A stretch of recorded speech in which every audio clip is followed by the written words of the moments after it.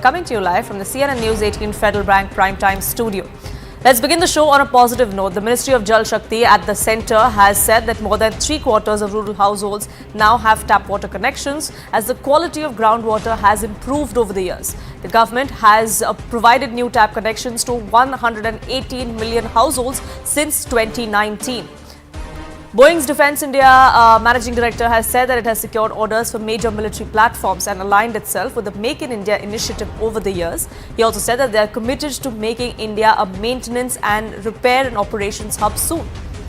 Public sector banks' non-performing assets associated with the Mudra loan category have declined to 3.4% in the 2023-24 fiscal year, is what Nirmala Sitharaman, the Finance Minister, confirmed.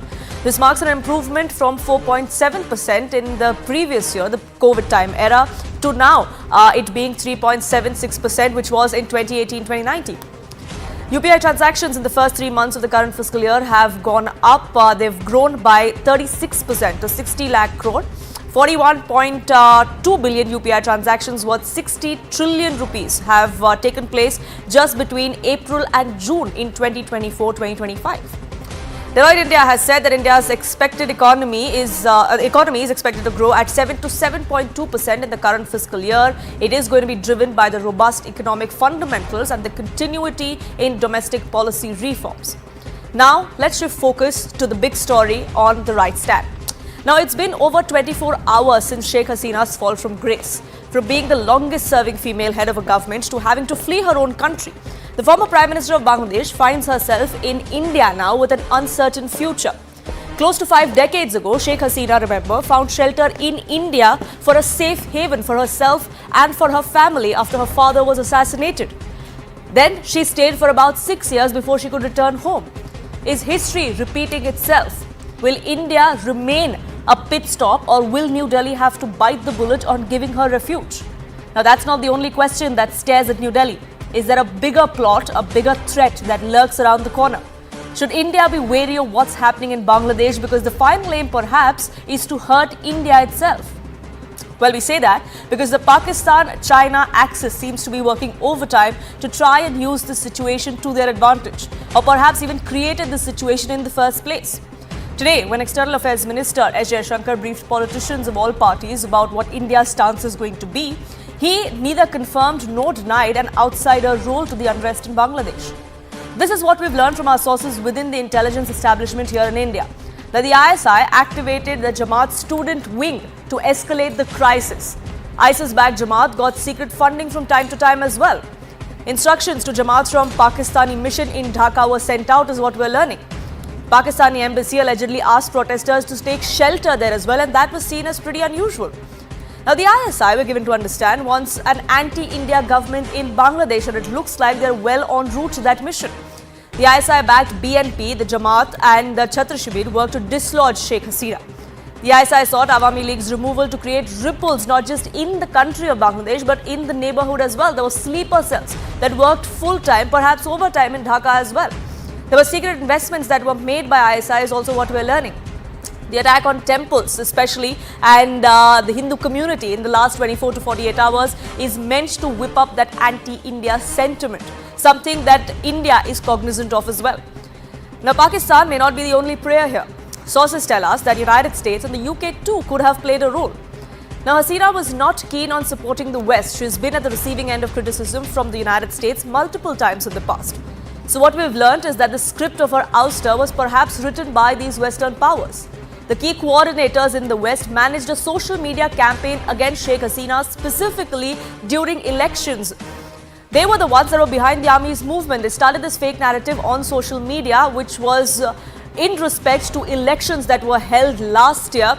They were not free and fair was the narrative that was being set on social media. Another strategy, as per our sources within India's intelligence agencies, is that to keep the region unstable is the plan, because that will create problems eventually for India. India's rise as a global power is something that the China-Pakistan axis cannot digest. Now, this is where Beijing adds to the mix. Top intelligence sources told CNN News 18 that strategic control of Bangladesh was becoming important not just for China but also for the United States. Now, Sheikh Hasina was caught between those two, and specifically their expectations from her. Sources say that Bangladesh rejected America's demand to build an airbase in the country. United States wanted Bangladesh to come out of China's BRI project and sign the IPEF, but Sheikh Hasina, in fact, worked with China. Despite what she saw was an insult recently during her China trip, where the red carpet was not rolled out to her, her demands were not really met, but she ended up signing at least 21 agreements with China during that trip. Americans allegedly also felt slighted when Sheikh Hasina purchased 4 Airbus planes from Biman Bangladesh Airlines against Washington's wishes. So what next for Sheikh Hasina and for Bangladesh? Now, what we know so far is that an interim government is going to be at the helm of affairs, but for how long? Hasina's rival Khaleda Zia was released from house arrest. She is now free as per an order from the president's office. Her party, the BNP, is also one of the key stakeholders in the next government. External Affairs Minister of India S. Jaishankar today told the parliament that Sheikh Hasina had requested approval to come to India for the moment. The highlight being for the moment, and that request was made at a very short notice in the wake of the turmoil there. He highlighted that her stay in India perhaps is short-lived. But where would she go from here? She's still in India over 24 hours later. Her US visa was revoked some time back. The United Kingdom wants nothing to do with her. So what really lies in the future of this 76-year-old politician? And until she's here in India, India's borders continue to remain on high alert. Joining me on this broadcast, Brahmachalani, Strategic Affairs expert, Lieutenant General Sanjay Kulkarni, former DG of Infantry, Raymond Vickery, Senior Associate, Vadvani Chair in US-India Policy Studies, joining us from the United States. And journalist joining us live from Dhaka is Nadeem Kadir. Nadeem Kadir, let me begin by asking you. You know, we're seeing the kind of interim government that's shaping up there. We already know who the chief advisor is going to be, the Nobel laureate there. But this entire narrative that these protests were not necessarily organic. You know, what we're seeing in the last 24 hours as well, the kind of thuggery that we've seen on the streets of Dhaka and other cities, it can't just be students. This is not just the students who are celebrating. There's definitely more to that. No, definitely. You're quite right on that point. In fact, you have to look at 2 things here. One is a long 15-year iron-fisted rule by former Prime Minister Sheikh Hasina. Her departure this way is very unexpected. I think, as a journalist, I have been observing there were a lot of loopholes there in her decision making and other things, which gave her opponents a big hand. And lately, the handling of the student quota protest, and that was really mishandled. And the killings, you know, there was a huge lot of deaths there, which really turned around the Bangladesh society against her. I can tell you this much. I could not find people saying anything positive on her after the deaths of so many students. So that's on one hand. So there's a lot of anger and there. And then again, of course, when you say that students did not. In fact, the students around were trying to stop this vandalism and this arson and looting.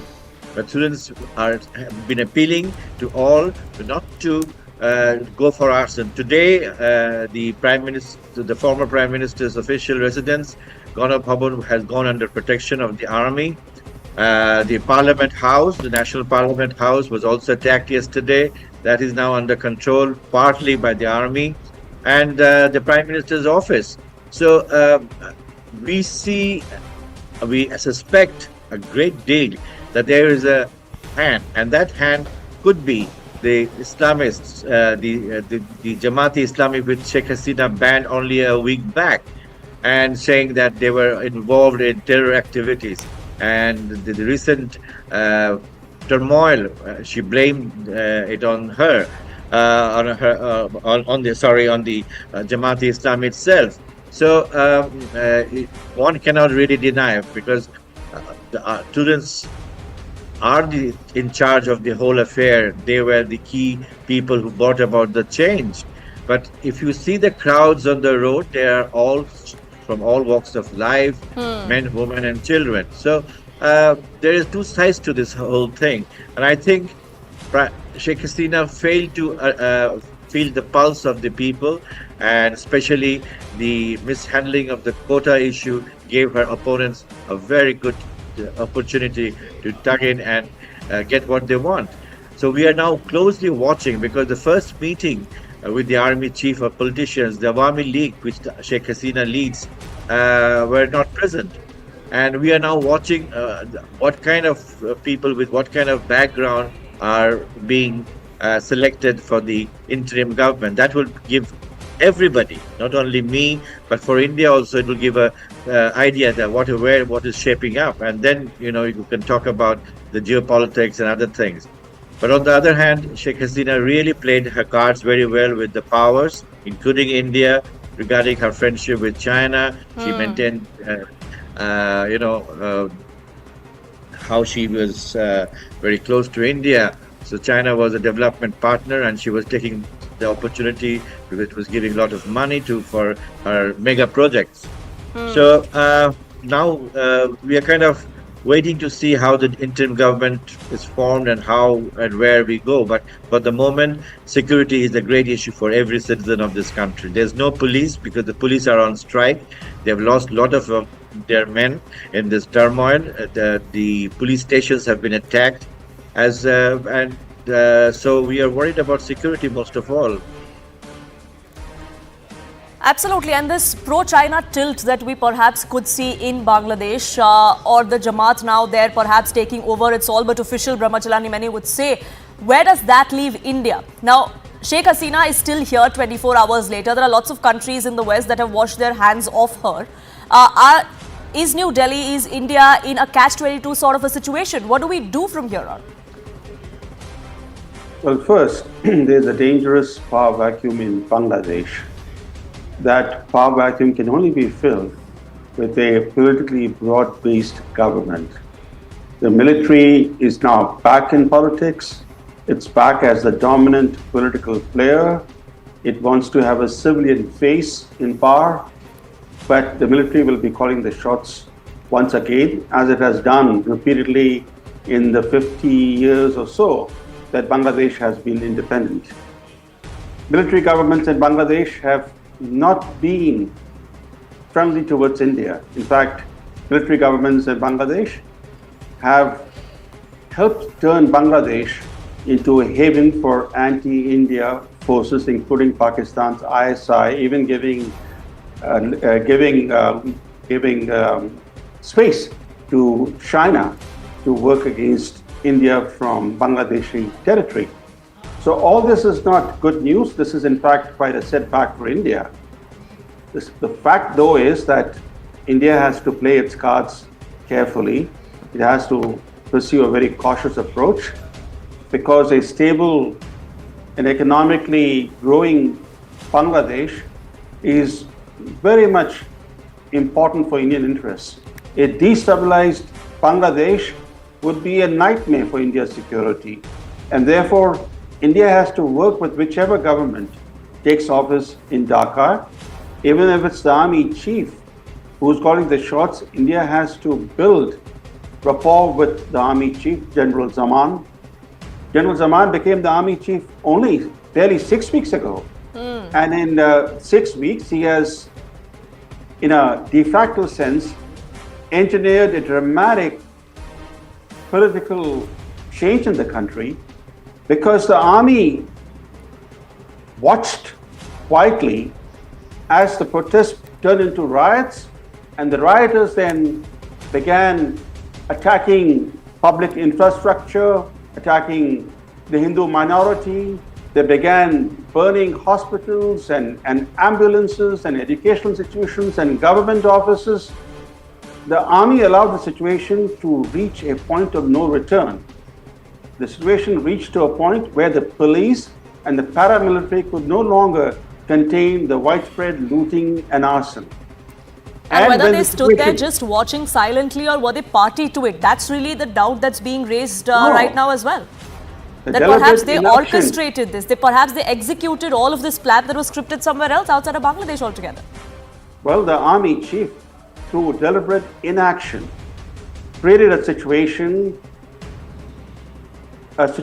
that led him then to go to the Prime Minister and order her resignation and departure from the country. So there was a plan behind the inaction. The inaction was deliberate. And unfortunately, now that General Zaman is now in the saddle, this is not good news for India, and certainly not good news for Bangladeshi democracy.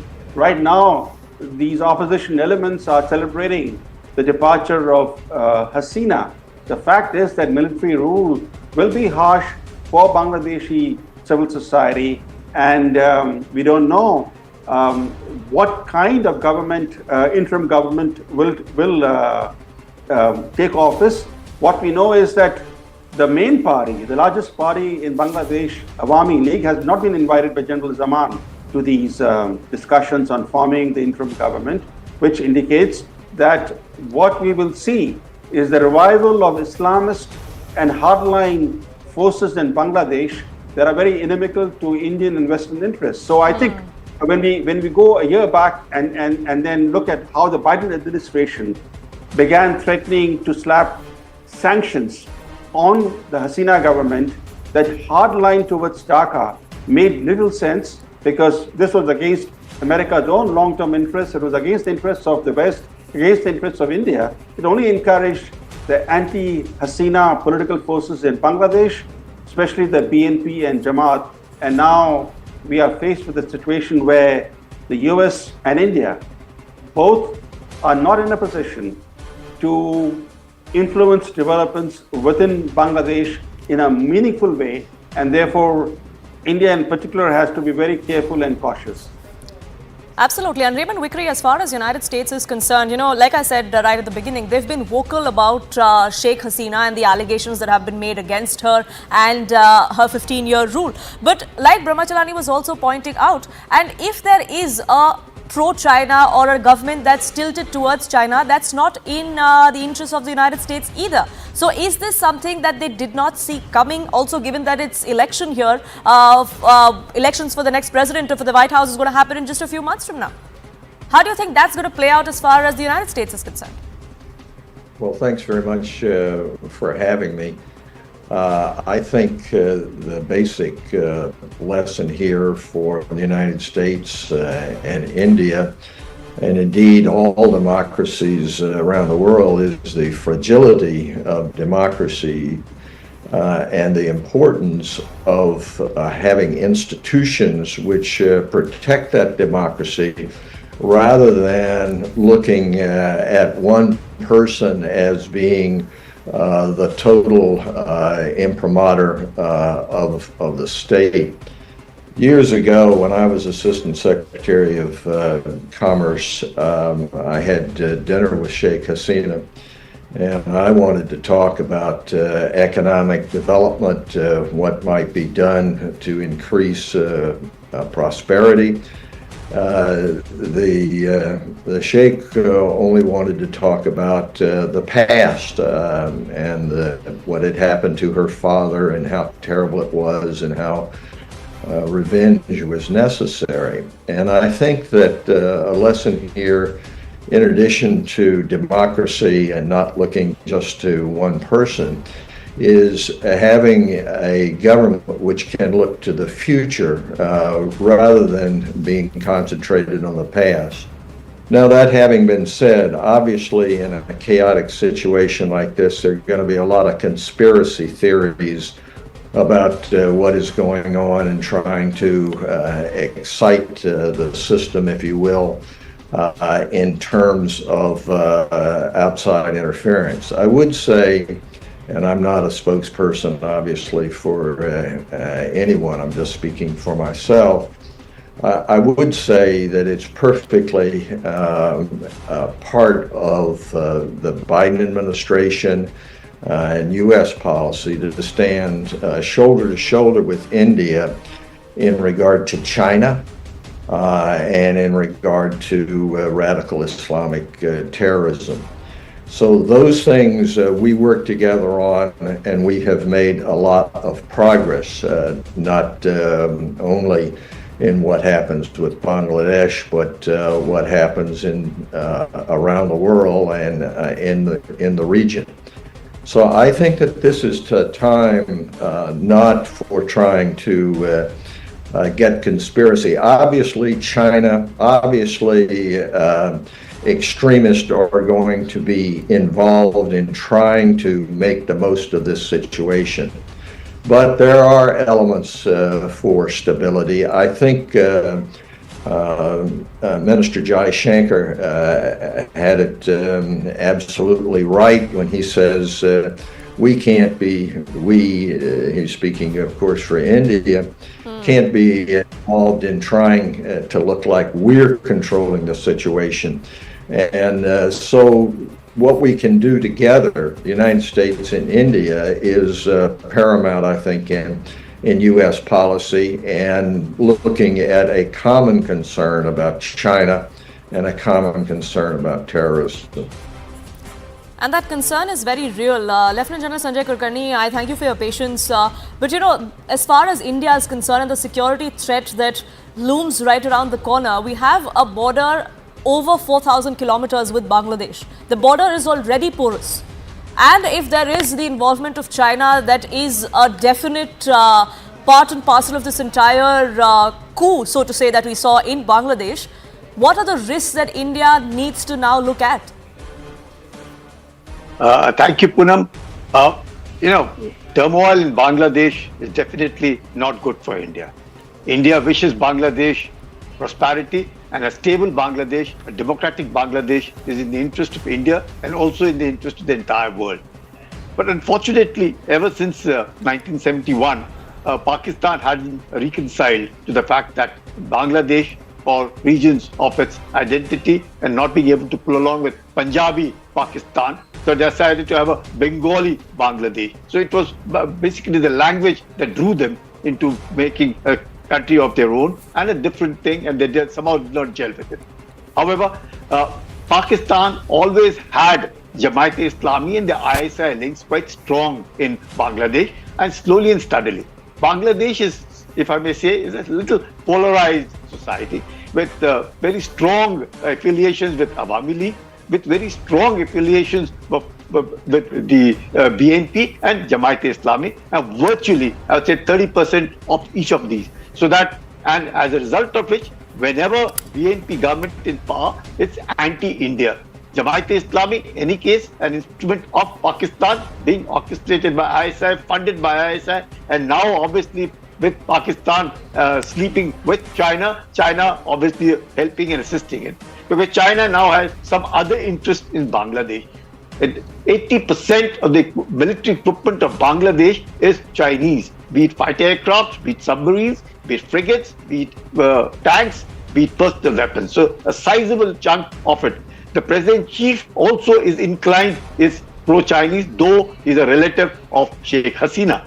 Now, having said that, USA also had interest because USA tried very hard to see that they could have a hole in the St. Martin Islands, not very far from Cox's Bazar, not very far from Myanmar's Coco Islands either. So the desire was that the United States tried extremely hard, but somehow Sheikh Hasina wasn't able to, succeed on both of them. So there was a kind of a thing, and therefore the United States also felt that democracy is in danger in Bangladesh, and therefore Sheikh Hasina mustn't come to power. So all of this working together with projects of China, the bridge on Padma costing about $3 billion, the railway lines coming through, the equipment coming through, Bangladesh seeing almost 8% growth in about 10 years' time, lifting about 25 million people from poverty. All of that was working well. But somewhere the development wasn't seen in the correct perspective, and the word used like Razaka, which in my view absolutely right, because the Jamaat-e-Islami are the ones creators of Razaka who did what they did in 71 to the Bangladeshis themselves and have been ruthless with the Bangladeshis. And however, Pakistan Army, despite having raped 1 million Bangladeshi women, despite that you find a sizable amount of support still with it, and of course a small chunk of the Bangladesh or then East Pakistan officers, army officers were in West Pakistan who came back to after the creation of Bangladesh and created what they Khalida Zia has all along been. Now, Tariq Rahman, her son, has always been India out campaign. So there's a hate India sort of a lobby which works. And now you have Mohammed Yunus also not very much inclined, and that's my personal view towards it. He has his own views. He a good man, a Nobel laureate, nothing to do about. But when it comes to East, our own Northeast, we need to now ensure that there is no mass migration, because the CAA allows Hindus to come back to India should they find themselves. Absolutely, and that kind of concern has been raised by many parties, many politicians, many security agencies along these borders, along the states at the Indo-Bangladesh border as well, and that threat is extremely real. Unfortunately, I'm completely out of time, but Nadeem Kadir, I want to give you the last 30 seconds. What is your hope? What in the near future, as far as Bangladesh is concerned, how do you think this kind of unrest, this kind of turmoil is finally going to end? No, well, in the future, one cannot predict anything in future. Bangladesh has been a very politically volatile country since its birth, and it was born, with a lot of blood, fighting Pakistan. So one cannot say what will happen, but it all depends now that we can only wait and pray that whatever happens in the coming days will shape the country up for in a better position, and how the new leadership, how the students. I'd just like to add here something very important for you, that I think New Delhi must also should feel the pulse of the people as far as India is concerned and its policies about Bangladesh. That would make life easier for New Delhi in dealing with any new administration that comes in. And it's not just instability in Bangladesh, that kind of instability could make the entire region unstable, and that's something that India has to also ensure and keep on its mind as far as developing its policies in the future are concerned. Unfortunately, I'm out of time, but I thank you all gentlemen for joining us here on this broadcast and sharing your perspective. We are going to stick with Bangladesh though, because it seems like a deja vu of the 1970s when Bangladesh saw the deadliest of bloodbaths post the liberation war. In another political and civil disruption that we've seen over the last few weeks that reached a hilt over the weekend, this was against the quota system. We saw the protests eventually resulting in the ouster of Sheikh Hasina as the Prime Minister. But what followed in the last 24 hours is plunder, is vandalism, is loot. Unfortunately, the minority community, the Hindus there, are coming under attack. There are videos of temples being set on fire, houses and businesses of the Hindu community being attacked as well. In fact, an ISKCON temple in Meherpur in Bangladesh's Khulna division and a Kali temple was also vandalized. There is now security because the army is patrolling the streets. But for how long will the Hindu community have to live in fear? I'm joined on this broadcast by Charu Brahmachari, General Secretary of ISKCON Bangladesh. So thank you so much for speaking with us here on CNN News 18. Over the last 24 hours, we've gotten reports of temples being attacked. One ISKCON temple, I believe, has also come under attack yesterday. Can you confirm that to us and what exactly happened? Yes, thank you very much. ISKCON on temple, small temple in Meherpur attacked, and there's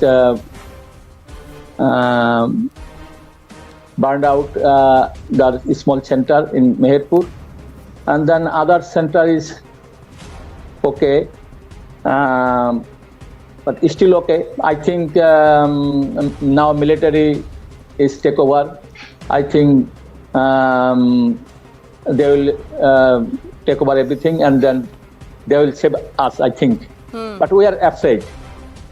And I can imagine that's totally understandable that you must be in fear, because this has happened in the past as well, isn't it? Temples, Hindu communities, Hindu families coming under attack has happened in the past as well, unfortunately, in Bangladesh. Yes, so many times this government changed, then Hindus, house, Hindus, property, so many times attacked. And then this time also attacked some Hindu communities, house, Hindu communities, business center, and also some Hindu temples also. But it's still going on. But I think now military is take over. I think we are safe. But I don't know, we are afraid also. So now there is security at all the other centers, is what you're saying? If I'm not mistaken, there are 4 ISKCON temples across Bangladesh? Yeah, Now security is giving ourselves, not government security is there. This is ourselves giving security, and then our child, some Muslim person and leader person, they come out, and then they are telling, okay, no problem, we will be here. We'll look after your temple. Then they will giving hope. So there is hope coming in from some quarters, but have you gotten any assurance from the army or from anyone who would be a part of this interim government that's now been announced, that the interests of your community of the temples will be protected? Yes, sir. And this is military. Someone giving so many person a contact number. If some problem, we will inform and they will help us. So only if something happens, they will come out and help you. So in terms of security, have they told you if there is going to be more military out on the roads, at the gates perhaps, so that this doesn't happen again at all? No, outside is no military, but that's the main road is military, no police. Police, this time no police. But military is on the highway, but local way, no military. But now is okay. I don't know. Future what happened, I don't know. Why do you think this keeps happening though? What kind of message do you think this sends out to the Hindu community as a whole? Actually, if Hindu is not secured here, then Hindu will leave. Some Hindu will leave Bangladesh, I think. Anyway, if they are secured, then nobody will leave, I think. And unfortunately, we've seen several of those people have actually left in the past because of these attacks. But has the government taken action in any of these cases in the past? Yes, some attack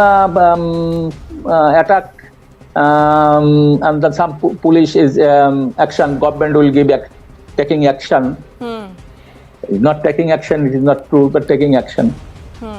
So what is your hope from the new government now, sir? One last question before I let you go. I hope a new government will become good and they will help us. They will give security. I hope. We hope. Charu Brahmachari, thank you so much for speaking with us here on CNN News 18. We do hope that the situation does better there, not just for the Hindu community, but for the country as a whole.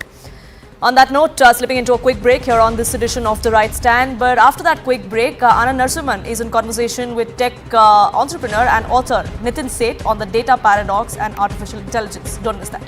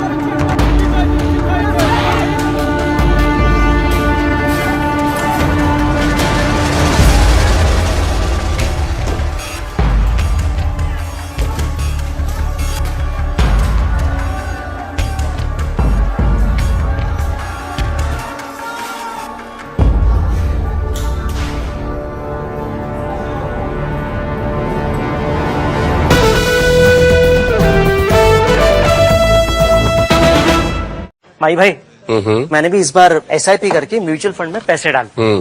तो मुझे ये जानना था कि KYC का चक्कर क्या है।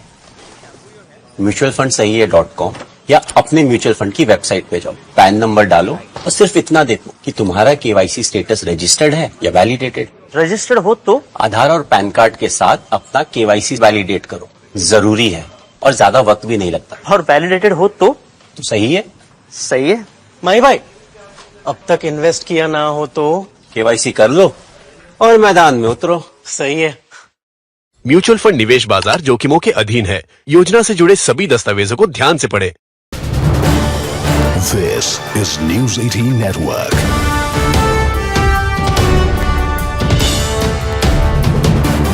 India's largest news network.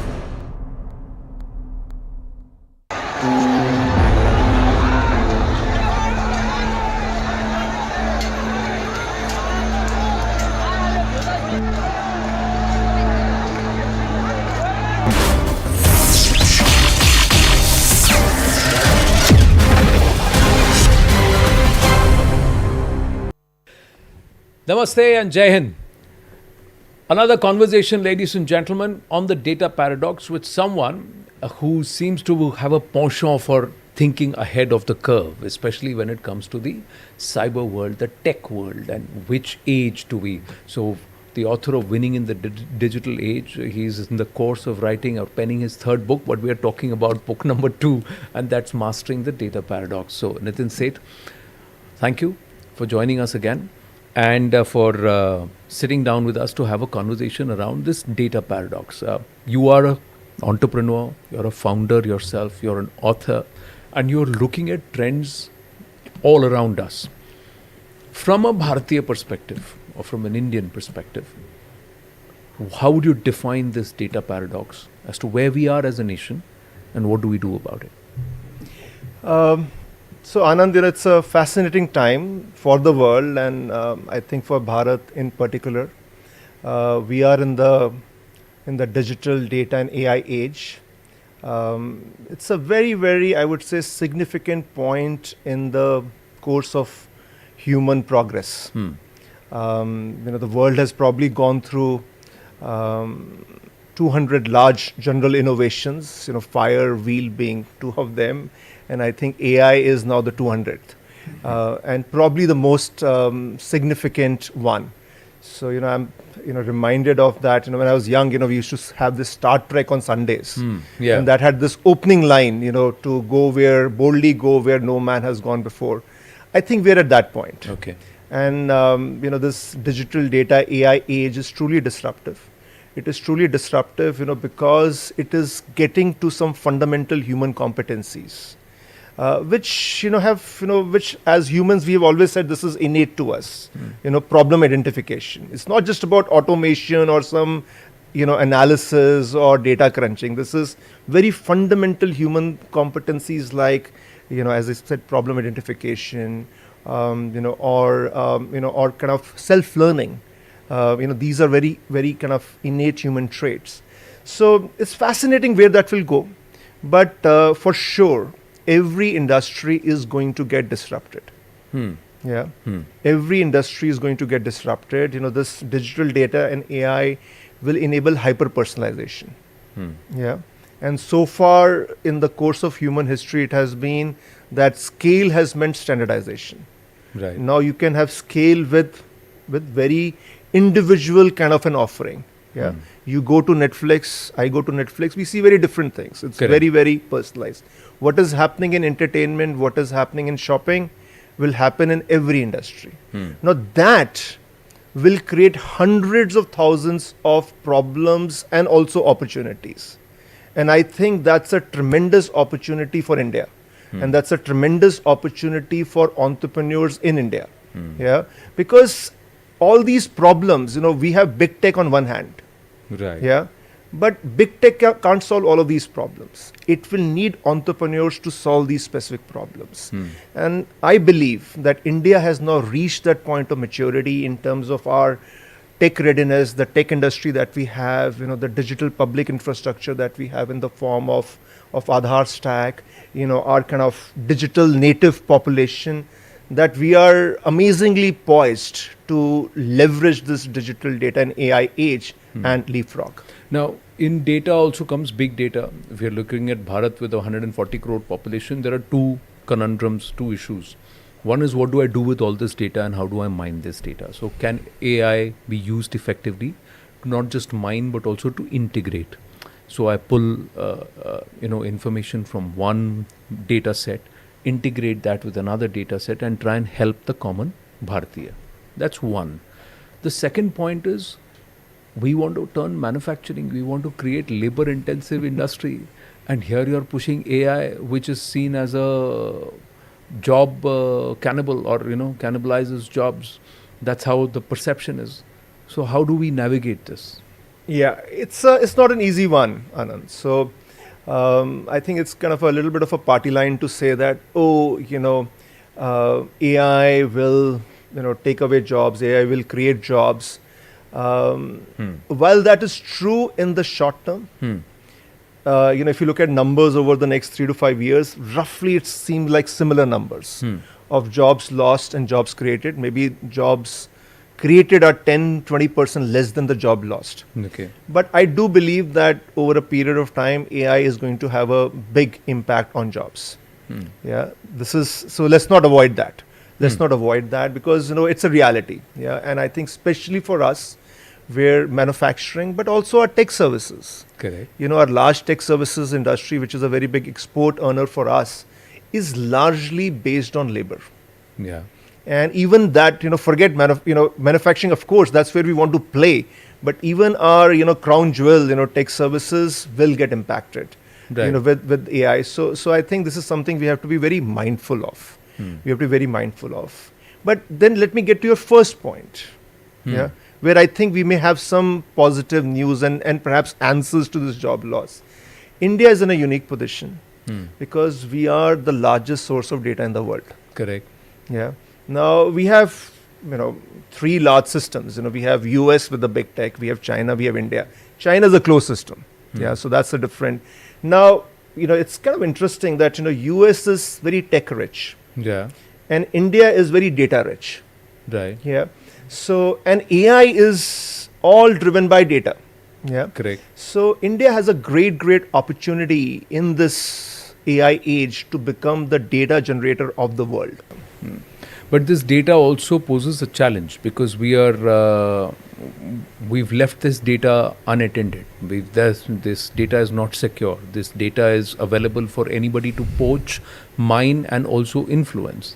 Now, do you believe AI can play a role in trying to also somewhere protect my digital sovereignty, or somewhere protect my identity as a nation from perhaps big tech, from perhaps those entities who want to control how this nation thinks, how this nation behaves, how this nation consumes, and that's data colonization.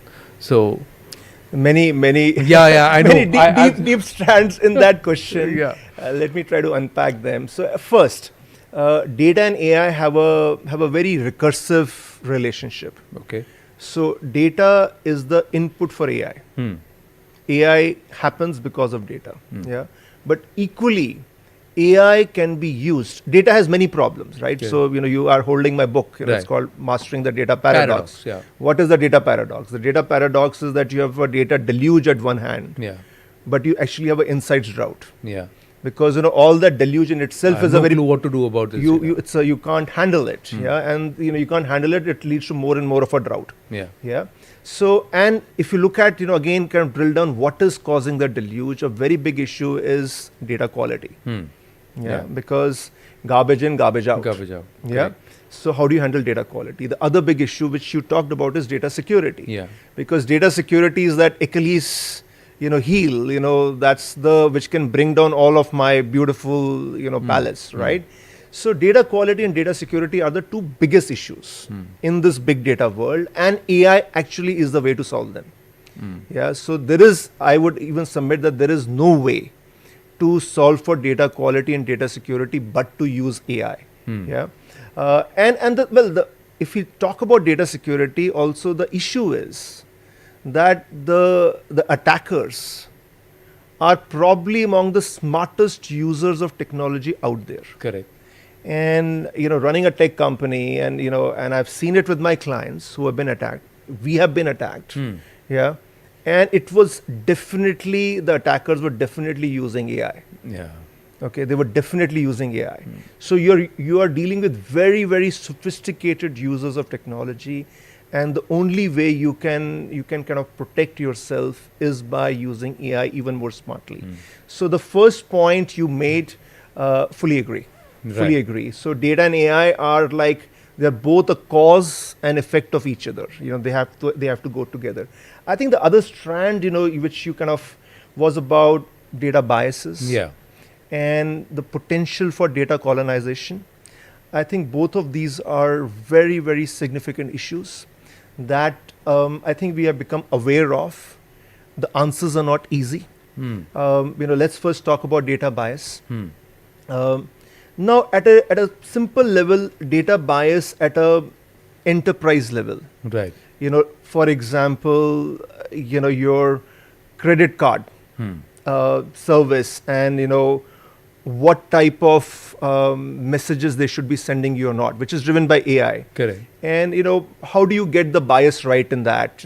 Look, that's one type of problem, which you can address by solving for the right quality of data, the right amount of data. Got it. Yeah. The issue becomes even more when it is deliberate. Now, in our body we have WBCs. Now, the WBCs are the good soldiers, and when they become cancerous, they become the bad soldiers. So, AI, does it have this dual game? And how do I develop tech or use AI to help me identify the real from the fake? That's one of the points. The other part is, when I am sitting on like you said, a data deluge, how do I ensure to filter out the data that is relevant, one, but that is true and factual? So does AI come into play here, and can we as a nation think in that direction? See, again, and I think there are different type of issues. There is the, AI good and bad. Correct. And the bad aspects of AI, how do you control that? And then I think there are, how do you sift data? Yeah. And see, again, the second one is a simpler one. There is certainly something about, how do you sift data, relevant data from non-relevant data. And AI has some role to play in that, Anand. But mostly I would say it is about a balance of what I call physical and logical.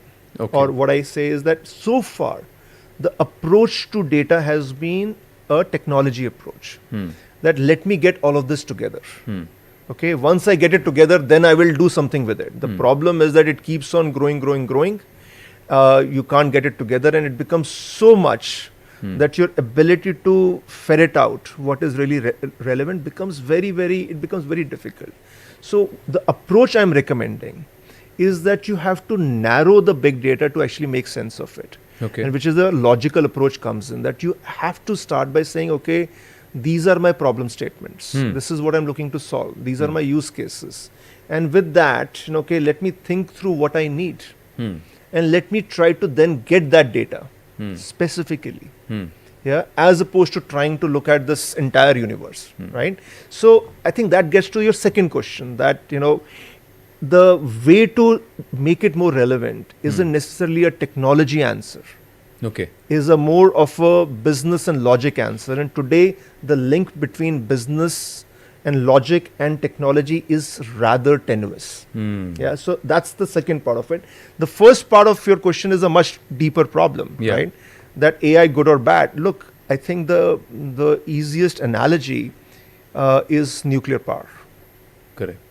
That nuclear power is certainly a source of good, a great source of clean energy, but there is a reason why it is restricted so much. Correct. Because it can destroy the planet. Yeah. It still might. Yeah, and AI is like that. There is a human being who's coding, who's writing this code that is allowed to self-learn and also to adapt. But in trying to make life better, Are we trying to make it much easier? And in trying to make life easier, are we making the human race dumber? So, like they say, Terminator said age of the machines or rise of the machines, and it was all fantasy. But is that going to be a reality? See, it's, I think it has been happening for 10,000 years or more. That with each of those 200 general innovations, the human being has lost some faculties. So if you think about the hunter-gatherer, the hunter-gatherer was using a much wider array of faculties. Correct. And still could finish the day in 1/3 of their time and then kind of rest for the rest 2/3, right? So we have decreased the range, the breadth of those faculties. Of those faculties. But the ones that we are using, we are going deeper in them. Yeah. So the ability to interpret, to visualize, to construct, those have certainly increased. Whereas many of our physical abilities or have kind of really gone down. One aspect is we've got to decide. Creation and destruction go hand in hand. Technology for good and bad. For as a nation, as a people, as a government, we have to perhaps decide how we want to address this paradox. Was a good read, and I'm going to read it through the full, and I look forward to our next conversation. Always a pleasure speaking with you, Nitinji. Thank you so much. Thank you, Anand.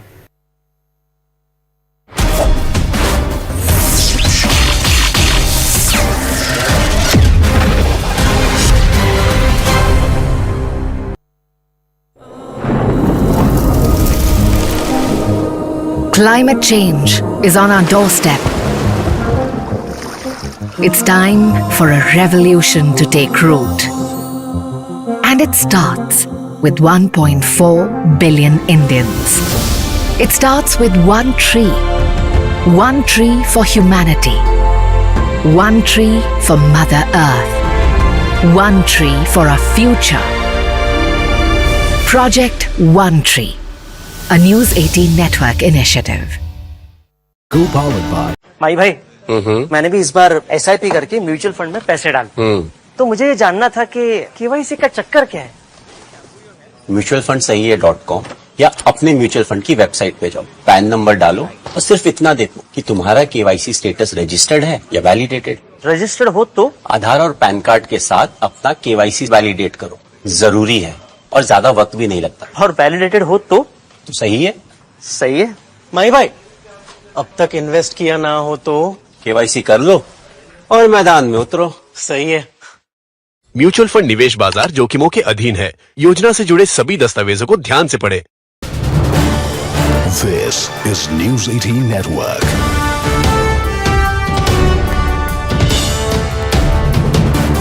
India's largest news network.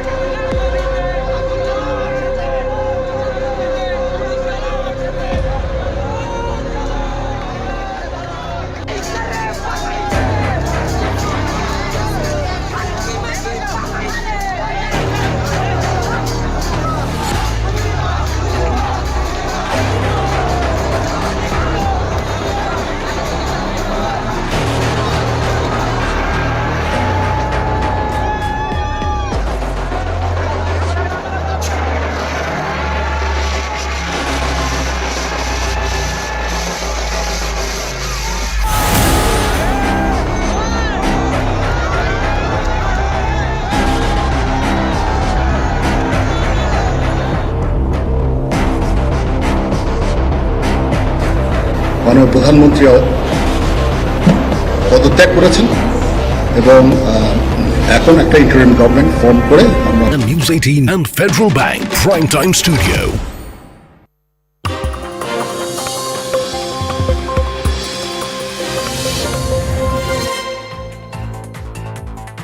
Hello and welcome to Brass Tacks. I'm Zaka Jacob. We're coming to you live from the CNN News 18 and Federal Bank Primetime Studio. Former Prime Minister of Bangladesh, Sheikh Hasina, is going to be in India at least for a few more days.